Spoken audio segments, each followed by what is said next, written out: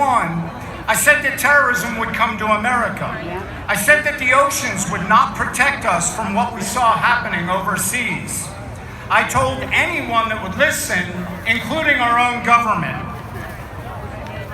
I said, wait 10 years and remember the word jihad.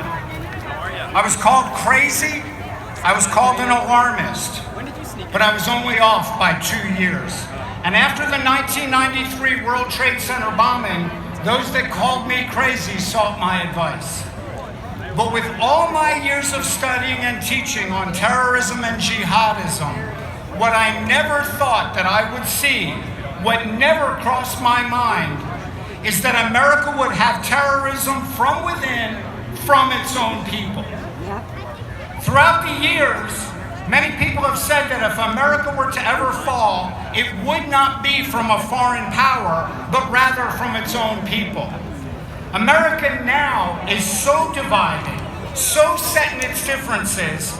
We have Americans attacking Americans over their ideologies and political beliefs. But now, those same people are not just attacking Americans, they're attacking the men and women of law enforcement. I could get philosophical and give you all the reasons of how and why we've gotten to this point in our society and in our country. And in the long term, that needs to be discussed in order to fix it. But in the short term, it's irrelevant, and we need to stand up and support law enforcement now. We as a society have gone from name-calling to the attacking and murdering the very people who have sworn an oath to protect us. It has now even gotten to the point that the families of those in law enforcement live in fear. We have police officers being followed home where their families have been attacked. These men and women are the real heroes of our society. They are the tip of the spear and keep us safe. They're the ones who stand between us and evil.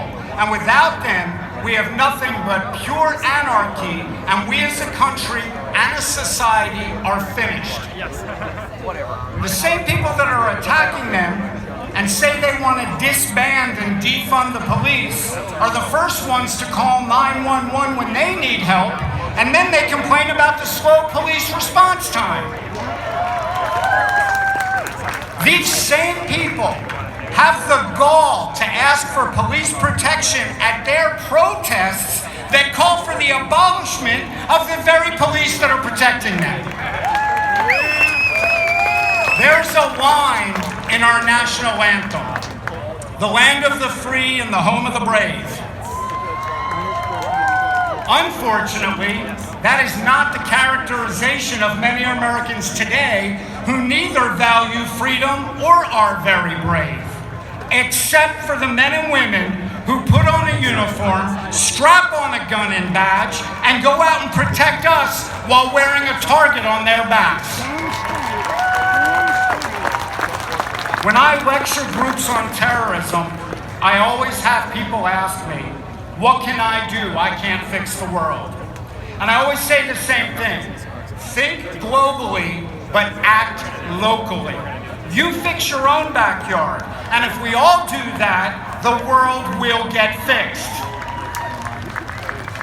Think globally, but act locally. We, the civilians, need to have law enforcement's back. We need to stop being the silent majority and start being the screaming majority.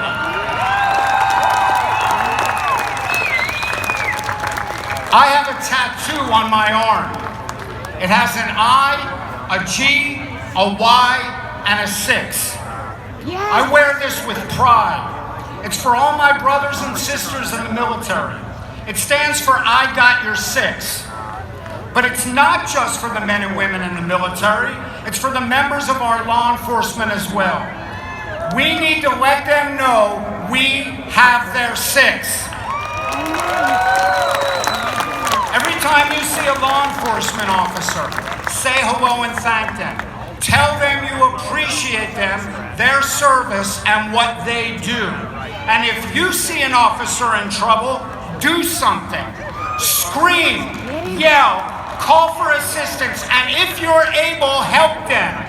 Have their six, have their back, and together we can take back our streets. I would be remiss if I didn't mention that next Saturday, our organization, Back the Blue NC, is having a rally 2 blocks from here, next Saturday at 10 a.m. at the Bicentennial Plaza. So many of today's speakers will be there next week as well. Back to back,